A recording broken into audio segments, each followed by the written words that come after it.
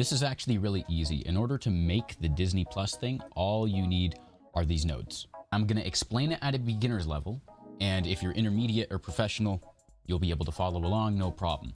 I'll do a breakdown of what I'm doing as I'm doing it and why I'm doing it, so you not only know how to make it yourself, but you're going to understand why I'm making the decisions that I am. So here's the original on the left, and you can see it's moving a lot faster. That's because the original is in 23.967 or 927 frames per second, and we are in 60 frames per second. So the playback speed is just sped up.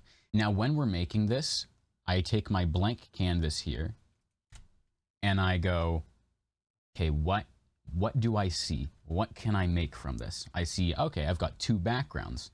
So I'm going to take a background node, I'm going to put it into here, and I'm going to go to solid color, pick screen color, and I grab the darkest point that I can. So this is our background now. After that, I look at this lower area, and we can see that it has this kind of circular curve to it. Now, you can take another background and change the type from solid color to gradient, and then you would take your gradient type and put it at radial. But when you're actually looking at how well that works for what we want, because you can see this is more of an oval, and instead we're going to do the same thing that we did with this background, where we're going to drag this in, pick screen color, and we're just going to grab as far down as we can. And then after that, we would grab an ellipse from here, and we would bring it in, we would change its shape so that it's kind of down here, and you can actually see the lines, which is so good. I'm so glad Resolve has this. You can see what your lines are going to look like in comparison. So I might want this a bit taller, bring it down a bit, and then I would bring my soft edge up a whole bunch, and I'll show you what that looks like right now. So we would connect our ellipse, and you can see this is what we end up with. Once we merge the two, this is what we have. Here's our ellipse. And our soft edge, you see we've brought that up to 0.37. We brought our border width up to. Border width is just going to move, kind of move out the radius of your effect. So if I still want my soft edge to be just as blended, but I want to move it in or out, that's what my border width is going to do for me. Next, we need our text. This part is really easy. You can just look up the font Waltograph. I'll put a link in the description for the font if you want it. And then after that, you just make sure that your text is in the same spot as the original. Now, something else to note is if you're focusing, you can see the text actually grows as the animation progresses. So all I've done here with our text is I've taken the size and I've keyframed it from 0.24 to 0.25. And so we have that same kind of grow. Very subtle, but the little things make all the difference. What's next? Well, we have our background, we have our text. The next thing that we're going to want is this little piece right here. How do we make that? Well, we need to break it down into a couple different pieces. The first one is the little ball of light here, and the second one is the trail that it makes. So if we take a B-spline, which you would get from right here, we would drag that in, and I'll just drag it in right now, and you would just draw a line. Now, the reason you'd use a B-spline instead of a polygon is a polygon, when you draw lines, the polygon makes hard lines. There's no curve. Whereas with the B-spline, it will automatically curve the lines based on your points. So we get a B-spline, and we're going to get another background node. And just like with our background here, we're going to take all the points where we know we have solid colors. So in this case, what we're going to do is we're going to change the background type to gradient, which you can see we've done here. And that allows us to get this gradual slope of colors. Now, I've done a little bit of experimenting here to get the right consistency that Disney has here. And all I've done again is I've made my points, I've gone to pick screen color, and I've just grabbed the same colors that are there. Now, if you can't get the exact color that you want, just look at what you're seeing and wing it, right? I believe I actually had to do that for this part here, but I just kind of looked at it. I was like, okay, this is kind of the same color, and you really can't tell the difference. Now, after that, I noticed that this one has a little bit of a glow to it. It looks just a little bit brighter than the one that we have. So what I did was I took a soft glow, boom, just threw that on there, and here is, and here's the difference, right? Super, super subtle again, but makes all the difference. Now there's a couple other details that this has that ours does not at a base level. The first one is this fade.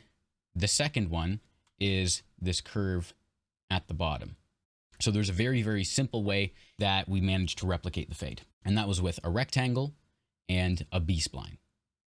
Now the B-spline, all we did was trace a little shape around the end of our trail and we just cut it off, right? So that's similar to the final result. We're getting that soft edge instead of getting this hard to ugly edge. After that, to get the fade, super, super simple. I just grabbed a rectangle, kept it to solid. Now, for reference, this is what a solid rectangle will look like. If you do not have a solid, then you need to bring up your border width because it's going to be recognized more like a line than as a solid shape, hence solid. So, boop, solid. Now, after we've brought in our B-spline and our solid rectangle, you can see all I did was pull the shape up so that it just slowly fades out that trail just like in the original. Now we've got our text, we have our trail, we have our background. Let's move on to the next step. And the next step was creating the glow that you have when the ball of light turns into the plus sign. Now, if we look at the original, I'm going to show you something very, this is like a granular change. Very, very interesting. You can see right here, the ball of light is actually separate from the plus sign coming up. The plus sign has a glow to itself, but they're two different assets. So how do you make this? Well, it's actually really simple. All we did was we got a polygon, and you can see that I have this scrunched up. Instead of just grabbing an ellipse that would be like this, right? Instead of just grabbing an ellipse like that, we've grabbed a polygon. And the reason we've done that is because when you pull back to here, you can see that this is not a perfect ball of light, right? It has little pieces that stick out. It's imperfect. And we want to mimic that imperfection. So you can see ours, we have some slightly smoother edges, but the shape. So you can see we're mimicking that imperfect shape as we go along. Now, when we come into here, of course, we're going to need a color for our glow. So all I've done is grabbed a background, pick screen color, and I just grabbed our background color. After that, we add in a soft glow with our normal glow, and then I just used a transform to bring it to the exact spot I wanted. Then merge, and boom. Now, in order to actually animate the glow, you can see we've got some keyframes here for both our soft glow and our normal glow. So if I bring in just the soft glow here, and you can follow along with the keyframes up here, you can see we're going boom, boom, boom, and then finally back. And same thing with the glow. So we go up, up, up, up, up, up, and then back out, changing the glow size and the glow and the blend. So these are the keyframes that I've used. Just going all the way through. And if I was to bring in my spline editor to show the soft glow, this is what it's looking like. You can see it goes up, and it goes up again, and then it fades out. So to show that in real time, up, up again, fade out. Now let's show the glow. It's going to be the same thing, except this one we're just going up and then we're going out. After that, of course, the transform, merge it all together, and you get that little glow there. The next thing we did was we got another polygon, and all I did was copy this polygon from here. And this polygon is going to be this part right here, because you'll notice that when our glow comes down from here, it actually disappears, and then we get that plus sign explosion there. So I just copied the same polygon, same thing, background, which you can't see because the polygon's super small, and then soft glow instead of a full-on glow this time, and another transform, merge together, and then we did the exact same thing that we did over here with the trail, where we faded this out. So if I grab our rectangle, you're going to see that when this comes down, it fades out. And if I bring this up, you can see we're slowly cutting it off. So just like that, now we have our trail. And for animating the trail, all we did, again, keyframes. So keyframe 1, 2, 3, 4, 5, 6, 7, 8, 9, 10. And the way that you can get the keyframes as precise as the original here is just by looking at it. You just look at it and you go, okay, where is this at this speed? Where is this at that speed? And the way I actually got this to slow down, simple time speed node. If you have something that's at 24 frames per second and you want to slow it down so its playback speed is at the same as your timeline of 60 frames per second, you just bring in a time speed node and change your speed to 0.4. And that is how we were able to animate the transform for the glow, as well as the length position on our B-spline. You can see we just have the same thing.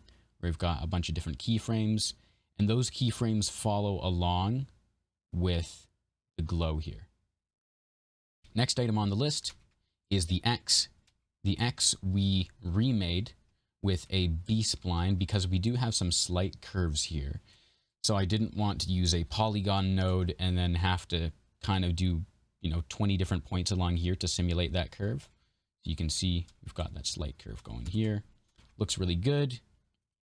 For our background, all we needed was white.